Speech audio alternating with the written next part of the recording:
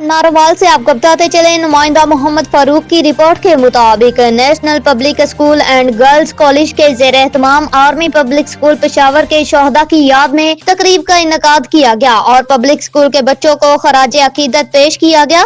शोहदा के लिए खसूसी दुआ की गई। बानी और चेयरमैन NPS मोहम्मद तैयब गोराया ने ख्यालात का इजहार करते हुए कहा कि सानहा पेशावर पाकिस्तान की तारीख का एक अलमनाक और दिल दहला देने वाला वाक़या है, जिसमें मासूम बच्चों और उस्ताज़ा को बेरहमी से निशाना बनाया गया। 16 दिसंबर 2024 को आर्मी पब्लिक स्कूल पेशावर पर दहशतगर्दों के हमले ने पूरे मुल्क को गम और सदमे में मुब्तला कर दिया। इस हमले में 140 से ज्यादा मासूम जानें ज़ाया हुई, जिनमें अक्सरियत बच्चों की थी। उन्होंने कहा कि दहशतगर्दी इंसानियत की सबसे बड़ी दुश्मन है। इस सानहे के बाद कौम ने दहशतगर्दी के खिलाफ मजीद अज़म के साथ खड़े होने का अहद किया। इस वाक़े ने वालिदैन, तलबा और आवाम के दिलों पर गहरे नकूश छोड़े और ये कुर्बानी हमेशा याद रखी जाएगी। मोहम्मद तैयब गोराया मज़ीद कहा कि सानहा पेशावर हमें अमन, तलीम और इंसानियत की अहमियत का एहसास दिलाता है और इस बात की ताकीद करता है